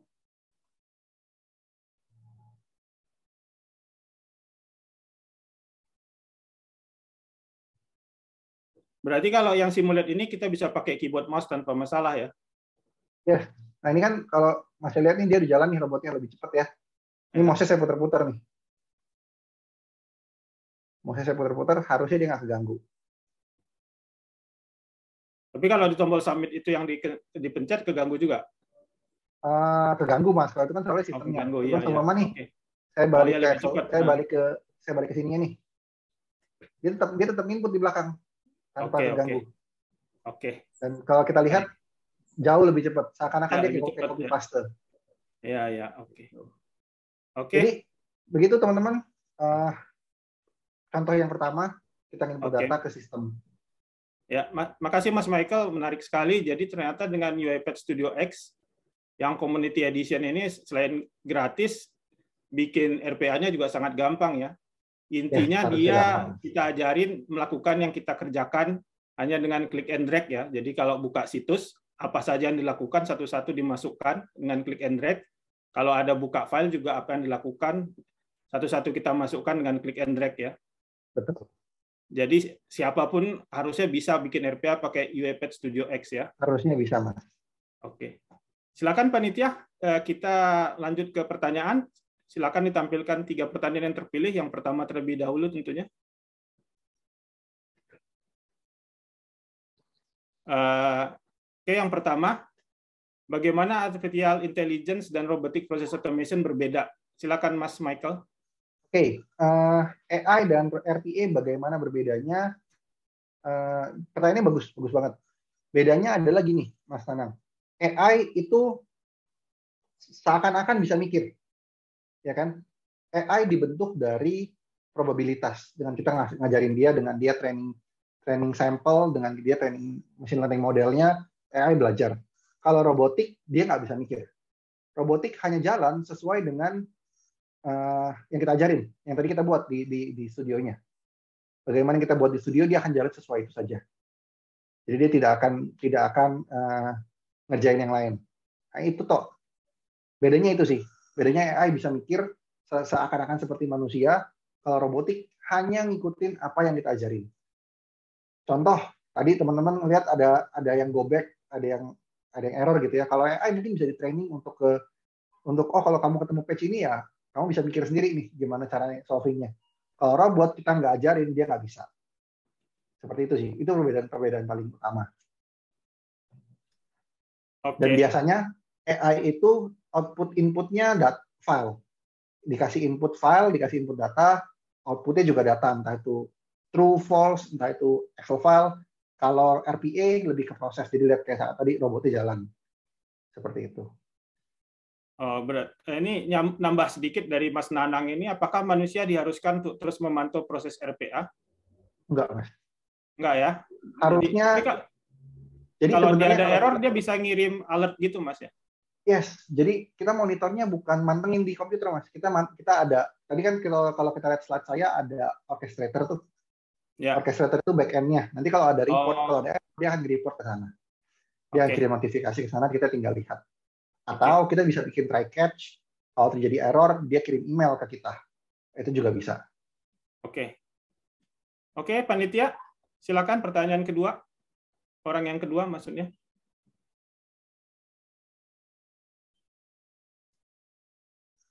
Pak Fredrik ya. Iya, apakah possible dan aman menjalankan program RPA UiPath secara berlapis? Menjalankan fungsi RPA di atas fungsi RPA lainnya. Oh, maksudnya menjalankan beberapa RPA sekaligus mungkin maksudnya ya. Oke ya, benar sih, saya masih paham dulu nih maksudnya apa. Kalau menjalankan dua RPA sekaligus, pertanyaannya adalah bisa atau enggak? Jawabannya bisa. Tapi aman enggak tergantung. Prosesnya saling ada bergesekan enggak? Itu yang pertama. Kedua, prosesnya kita di RPA pun kita ada istilahnya background proses, ada foreground proses. Background proses artinya biasanya mengolah data yang ada di background, kayak Excel atau baca ke database, kirim API, atau kayak tadi Mas, input tapi pakai Simulate, itu kan dia bisa jalan di background. Yeah. Kalau prosesnya yang pertama jalan di background, yang kedua jalan di foreground, dan aplikasi yang dipakai tidak bertabrakan, aman. Tapi kalau aplikasi bergesekan, contoh sama-sama Excel, terus Excel file yang dipakai sama-sama Mas, sama-sama challenge.xlsx, semuanya satu baca, satu nulis. Jangan bersamaan, itu bisa nabrak. Dan errornya itu bukan dari kita, tapi dari si Excel yang mau dibuka 2 kali fail. Iya. Itu sih. Tapi kalau file Excel beda bisa? File Excel beda, selama namingnya beda, bisa Mas. Oke. Tapi take note, kalau kita ngolah Excel itu makan RAM besar. Saya pernah jalanin di salah satu rekrutmen, di salah satu HR company, di salah satu HR bank, dia punya Excel file itu berapa ratus mega gitu. Jadi sekali jalan tuh setengah mati bukanya. Oh ya. Nah, kalau buka dua yang seperti itu, takutnya resource komputernya yang habis. Gitu sih. Ya. Oke. Jadi intinya kalau dia yang dikerjakan itu ada beririsan, dia nggak bisa lah ya. Harus gantian ya. Yes, kalau bisa bergantian. Ya, berarti setting jamnya aja mungkin beda. Ya. Oke, panitia, pertanyaan terakhir, silakan. Bisa share keunggulan UiPath ketimbang Power Automate-nya Microsoft? UiPath kan basisnya di cloud. Lokasi servernya terdekat di mana ya terkait bandwidth? Bagaimana SLA security-nya karena semua data diupload ke cloud? Oke, kita pertama saya nggak bisa ngomong kita punya advantage dibanding Power Automate karena kalau saya ngomong, oh produk kita lebih gampang di develop, Bu, mereka juga akan ngomong hal yang sama. Taruhan sama saya karena kebetulan saya dulu sebelum di iPad saya di Automation Anywhere. Semua yang saya ngomong dulu waktu di Automation Anywhere saya ngomong hal yang sama di iPad. Exactly the same. Ya, Yang semua bisa kecap saya nomor satu, Mas ya. Yes, yang saya bisa bilang adalah produk UiPath bukan hanya RPA. Produk UiPath kita sudah ngembangin produk lebih luas. Kebetulan saya hari ini nggak share, saya nggak share slide-nya. Cuma kita punya platform yang lebih end-to-end. Mulai dari ngumpulin use case, proses mining, task mining, sampai nanti ke ujung interaksi sama manusia, chatbot, dan segala macam kita sudah punya. Jadi kalau teman-teman Bu Erlina dari IP pengen pakai UiPath, lebih secure karena nanti kalau memang ada use case tertentu yang butuh aplikasi pendukung, kita sudah ready. Gitu sih yang bisa saya bilang. Nah, kalau pertanyaan kedua, juga lebih terjamin ya? Ya bisa dibilang lah Mas ya. Enggak, maksudnya karena produk UiPath semua kalau nanti ada tambahan selain RPA gitu kan? Betul. Kalau banyak vendor kan nanti lebih susah supportnya ya biasanya. Ya. Nah, yang kedua, UiPath basisnya cloud enggak juga, Bu. Kebetulan yang kita kasih contoh hari ini cloud. Kenapa? Karena untuk demo, Bu, versi community. Kalau Ibu beli yang on-prem, kalau Ibu beli buat enterprise, saya pribadi nih, Bu, nggak akan jual ke Ibu yang cloud. Saya akan jualnya yang on-prem. Kenapa? Karena lokasi saya terdekat masih di Singapura. Isunya adalah bukan masalah koneksi, bukan masalah bandwidth, Bu. Bandwidth sih nggak akan ada isu, menurut saya ya. Yang lebih isu adalah OJK. Yang lebih isu adalah OJK. OJK nggak ngasih izin data-data customer, data-data transaksi untuk naik ke cloud.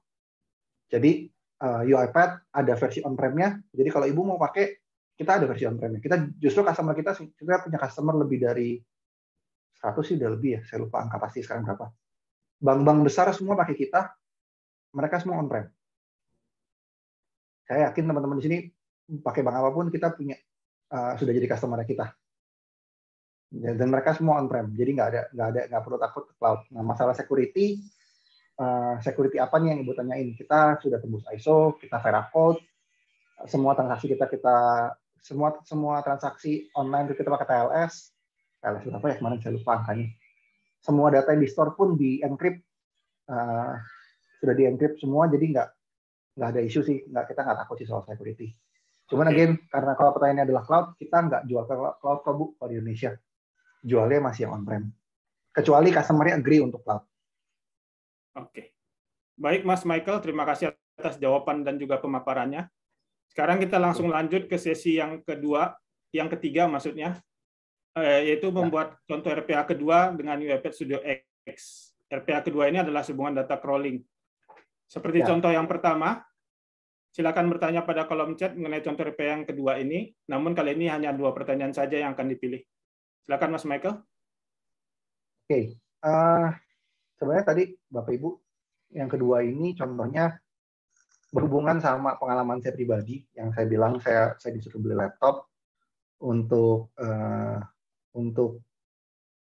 saya pakai robot untuk beli laptop maksudnya. Kok kebalik ngomongnya. Nah, cuman berhubung masalah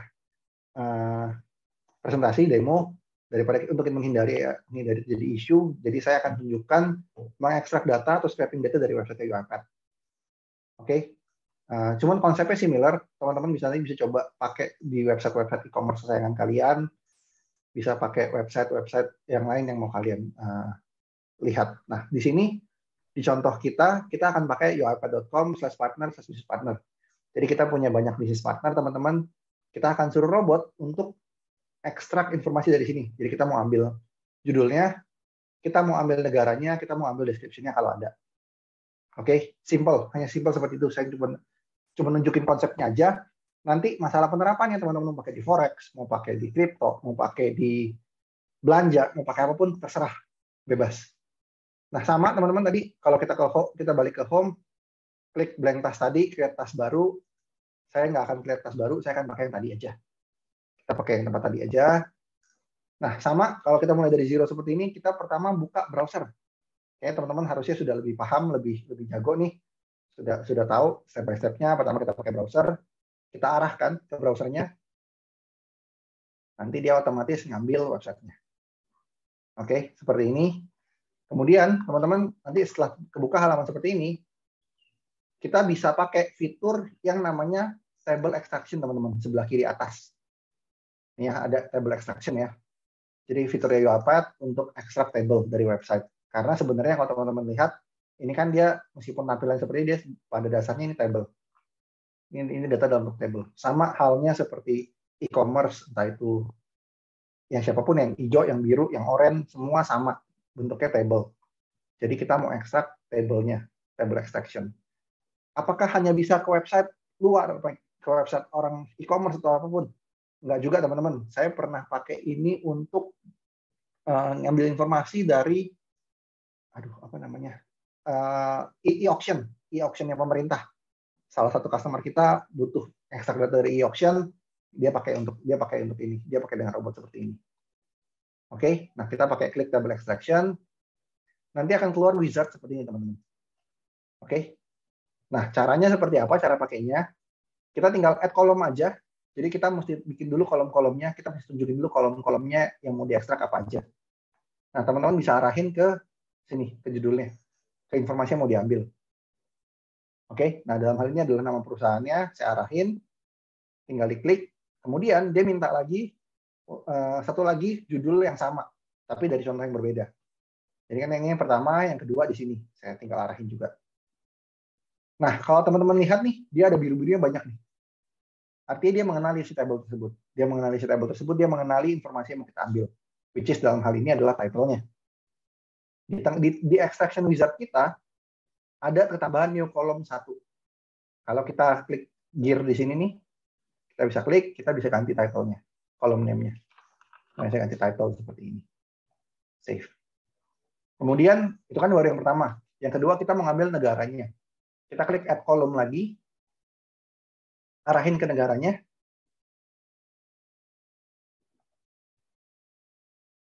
Nah, ini akan muncul kolom kedua. Sama, kita bisa ganti nama.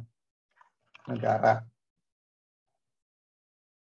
Add satu lagi untuk description-nya, sama, tinggal diarahin description. Tapi teman-teman untuk description kadang-kadang nih ada kayak gini yang titik-titik nih, karena dia terlalu panjang. Kita nggak bisa ekstrak yang titik-titiknya, karena secara tabelnya mereka hanya taruh sampai titik-titik ini secara informasinya. Nggak apa-apa, yang penting kita dapat kurang lebihnya. Nanti biasanya kalau harus jualan, informasi description akan lebih banyak. Oke. Nah, di save. Kemudian di bawahnya ada lihat nih setting limitnya mau berapa banyak yang mau kita ambil. Kita bisa jumlahnya row, artinya max row itu ke bawah. Satu kotak ini 1 row, 2 row, 3 row, 4 row, 5 row, 6 row, atau page-nya mau berapa page. Cuma saya masukin nggak usah terlalu banyak ya, biar nggak terlalu lama jalannya. Tahun depan kita ambil 5 row. Nah ini contoh informasinya teman-teman yang diekstrak. Title, negara, dan description. Oke. Kalau udah, berikutnya adalah kita mau ngajarin robot untuk klik next. Tadi kan kita lihat nih, dia halamannya ada banyak, kemudian kita mau ngambil sampai 5 page. Nah, kita bisa klik next button nih di atas teman-teman. Kemudian arahin ke tombol next-nya. Nah, dengan begini dia sudah tahu, oh, nanti habis ini kalau gitu,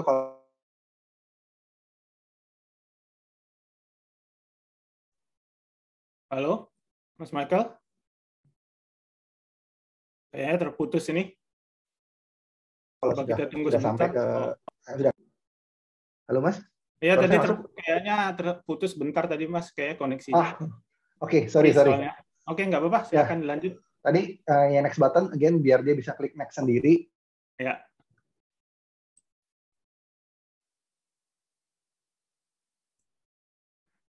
Putus lagi kayaknya nih, terganggu lagi.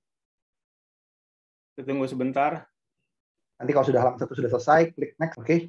Halo? Ya, keganggu lagi tadi Mas. Begitu next, keganggu lagi. Mungkin nggak boleh sering-sering nyebut next. Ya sudah, kalau gitu tadi tinggal arah ke tombol next, nanti kita lihat aja jalannya seperti apa ya. Oh, Ini kalau saya klik save, kalau sudah kita tinggal klik save.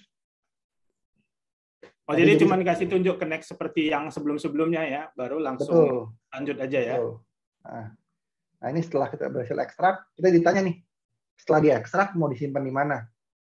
Nah, teman-teman yang IT pasti tahu variabel kita bisa simpan dalam bentuk variabel. Tapi variabel ini jauh lebih simpel. Kita tinggal klik plus, kita tinggal klik plus. Kemudian ada tulisan save for later use. Ya sudah, kita save for later use, kita bisa kasih nama. Coba kita biarin aja, oke. Nah, kemudian kita mau simpan hasil datanya ke dalam bentuk Excel. Maka dari itu kita pakai Excel file. Kemudian kita bisa tambahkan Excel file. Nah, kalau tadi kita baca Excel file, kan Excel file-nya sudah ada ya teman-teman ya. Kalau sekarang Excel file-nya kan baru kita mau buat. Kita baru ekstrak informasi, kita mau masukin ke Excel file. Caranya gimana teman-teman? Kita klik tombol plus. Kemudian kita masukin teks aja. Teks, terus kemudian kita tinggal masukin alamat nama filenya. Umpama di sini partner uipad.xlsx gitu ya. Di save, nanti dia akan otomatis langsung buat Excel file sendiri. Ini dia centangnya nih, create if not exist kan. Oke. Nah, kalau sudah, terakhir kita mau tulis, setelah kita buat Excel file, kita mau tulis informasi yang tadi di extract table ke dalam bentuk Excel-nya. Nah, nulis di Excel teman-teman ada dua, ada nulis per cell, semuanya mau nulis di A1, nulis di B1, di B2 dan seterusnya, atau tulis dalam bentuk range, dari A1 sampai sekian. Nah, kita pakai yang range, write range. Kemudian dia tanya nih, what to write, apa yang mau ditulis ke Excel-nya. Nah, kita tinggal klik plus, kemudian use save value. Karena tadi kita sudah save value, kita sudah input, kita sudah save informasi dari extract table, tinggal use save value, klik data table from extract data table, extract table data, sorry. Kemudian destination-nya. Destination-nya dia tanya, kita mau simpennya di sheet yang mana? Oke, nah karena belum ada sheet-nya, Excel file juga belum ada, kita pilih yang custom input. Nah, di sini kita bisa lihat nih di sheet nomor yang mana. Kita bisa kasih nama. Text, UiPath, partner. Oke, save. Nah, yang terakhir teman-teman sebelum dijalankan jangan lupa pakai hardware event-nya diganti ke simulate. Oke. Nah, sudah.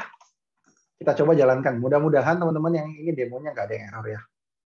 Kalau nggak, saya nervous juga nih, error terus.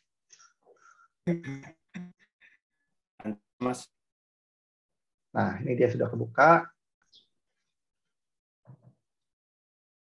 Nah, kalau teman-teman lihat dia halamannya kayak nge-loading ya.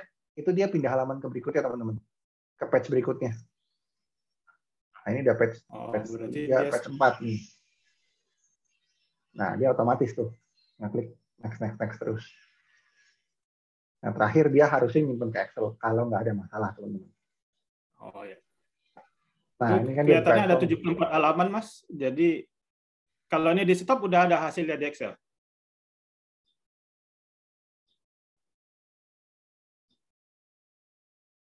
Halo, Mas Michael?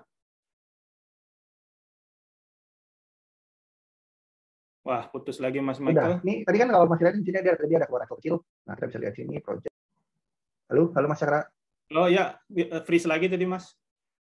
Ya, oke, udah balik ya Mas ya.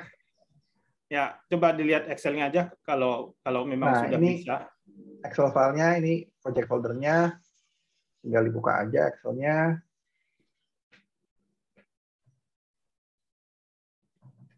Nah, ini hasilnya teman-teman. Ini ada beberapa yang memang dia nggak ada deskripsinya, jadi dia kosong. Oh iya, oke. Gitu. Oke. Nah, ya. Ini tadi teman-teman bisa dipakai untuk website lain, bisa pakai ke sumber-sumber lain, mau dia website, mau dia aplikasi juga kita bisa pakai table extraction. Jadi kalau Mas Michael kemarin nge-crawling gini terus di sort harga mungkin ya? Ya, kemudian nanti saya slot harga dan segala macam. Cuman itu agak lebih rumit lah Mas. Takutnya waktunya nggak cukup kalau saya sampai Ya, ke ya. sana. Minimal kita sudah dapat informasi, sortingnya bisa manual Mas. Bisa di Oh Excel kan ya. sorting. Ya, di Excel ada Minimal pilihannya. seperti itu. Oke.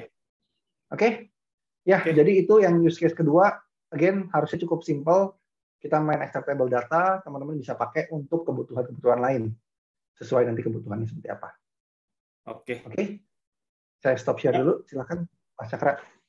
Sekarang kita ke pertanyaan. Silakan panitia ditampilkan pertanyaan yang sudah dipilih. Namun sebelumnya saya mau menyampaikan sebuah pertanyaan, Mas Michael. Tadi ada yang nanya, cuman mungkin kurang beruntung, jadi nggak kebagian voucher, cuman pertanyaan cukup menarik.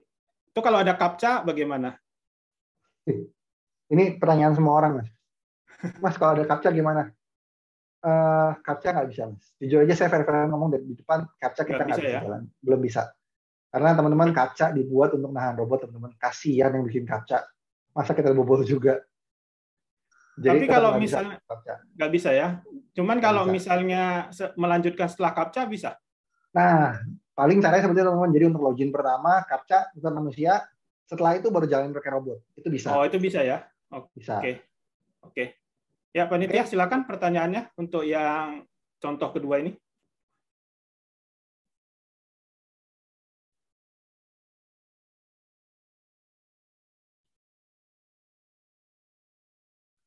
Panitia?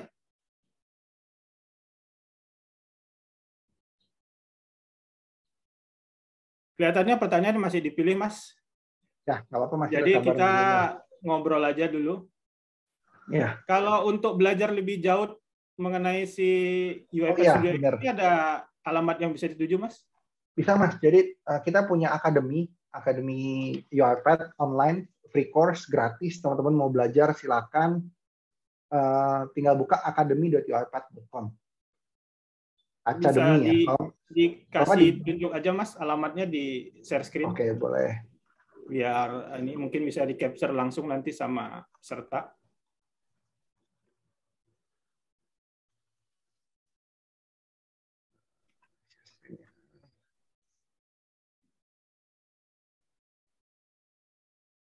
Nah ini Mas, academy.uipath.com.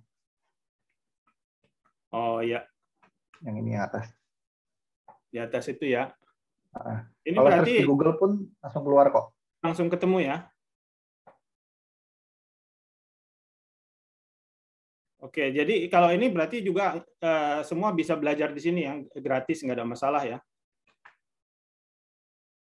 Yes, tinggal login, tinggal sign up, gratis. Mungkin panitia kalau ada, boleh silahkan langsung pertanyaannya kita. Ya. Oke, sebentar Mas.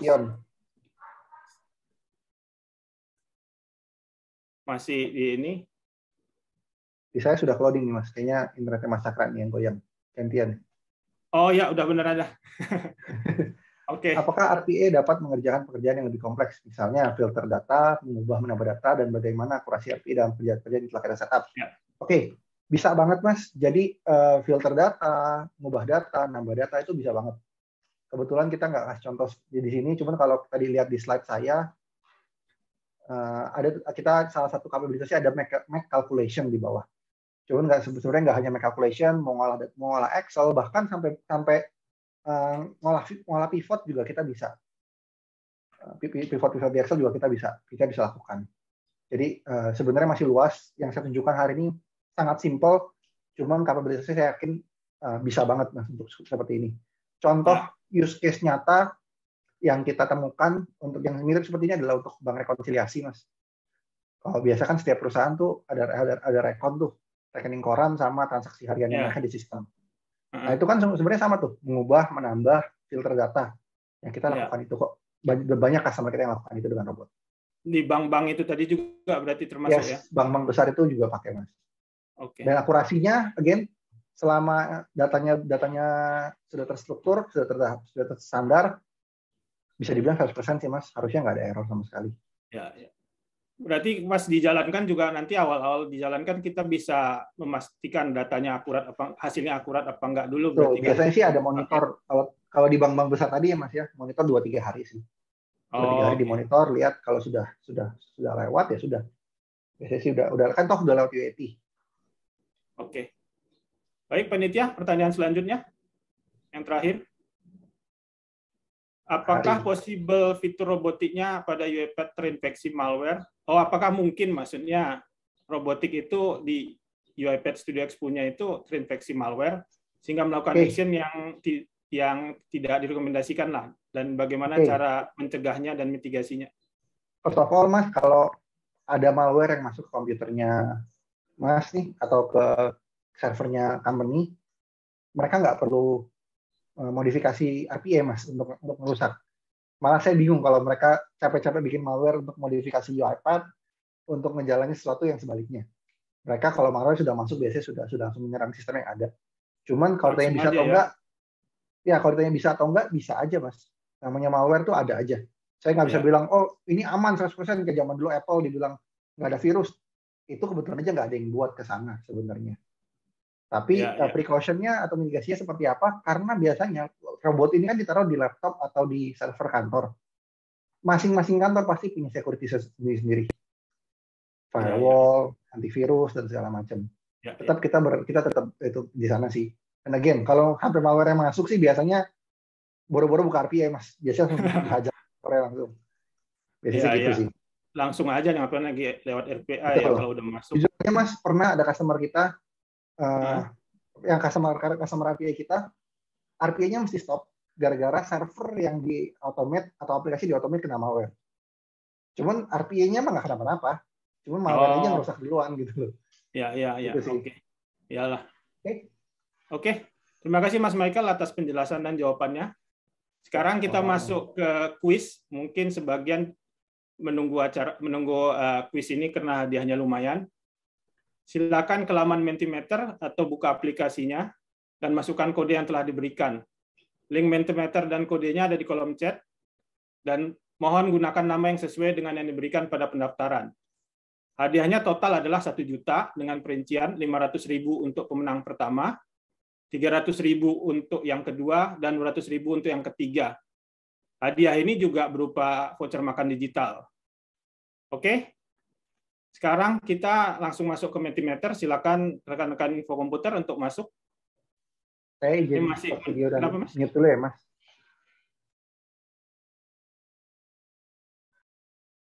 Oke, masih kita tunggu teman-teman pada masuk.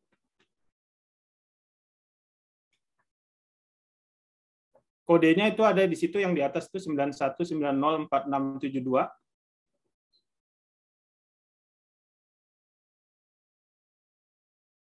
Di chat juga sudah di-share kembali tuh link sama kodenya, silakan.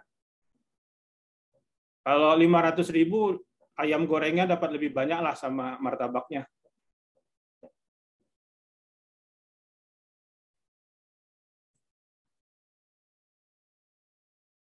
Wah, macam-macam ini ikonnya.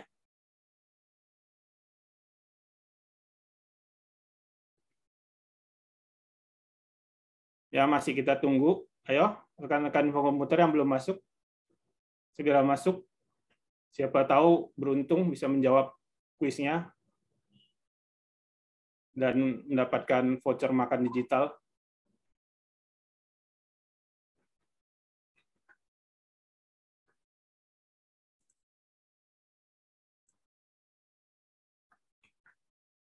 Oke, kita tunggu sebentar lagi supaya makin banyak yang masuk, biar makin seru, makin banyak saingan.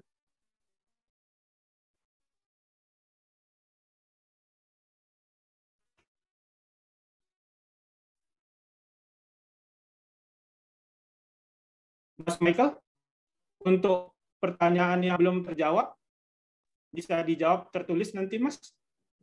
Boleh. Mungkin via mau dijawab di sini, Mas, atau gimana? Bisa, tapi nanti kan waktunya terbatas. Mungkin nanti panitia bisa bantulah. Jadi mungkin boleh, nanti dirangkumkan saja, nanti kita bantu jawab satu persatu, Mas. Kalau yang singkat bisa dijawab di sini, boleh, Mas. Tapi nanti kalau yang belum terjawab, nanti panitia akan membantu menyampaikan ke Mas Michael. Nanti Mas Michael bisa jawab dan diteruskan panitia. Boleh. Mulai dari Mas Ardi. Saya dari bawah ke atas ya, Mas ya. Mas Oke, Ardi ya. Spin. Apa ada demo unitnya, Pak? Sebenarnya saya nggak bisa.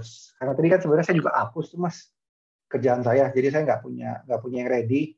Cuman mungkin Mas Ardi kalau mau belajar lebih lanjut bisa tadi ke akademi kita, akademi.uipet.com.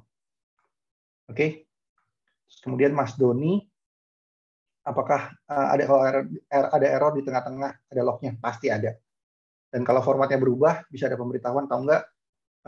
Kalau dia terjadi error, kita bisa bikin try catch untuk bikin email atau bikin notifikasi ke kita. Gitu. Oke, ini kelihatannya sudah bisa dimulai nih, Mas. Ya. Oke. Oh, sudah mulai malah. Wah, banyak yang benar, Mas. Oke. Oke, silakan lanjut.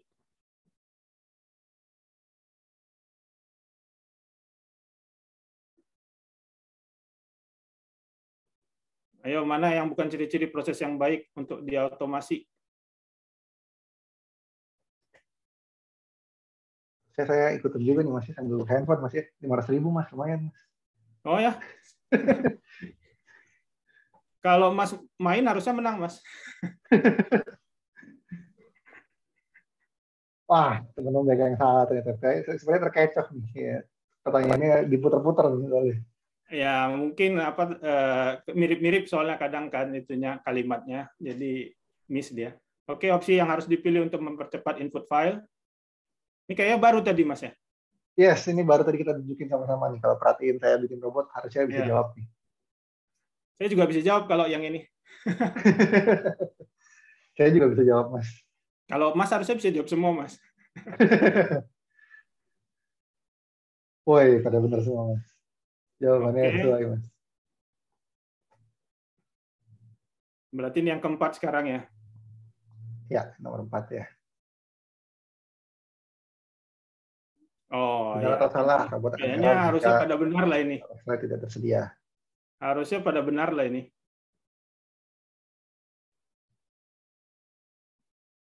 Kita lihat apakah pada benar semua.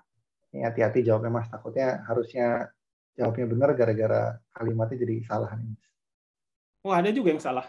Nah, kan banyak kan yang salah justru, Mas. Iya. Terbalik, Mas. Iya.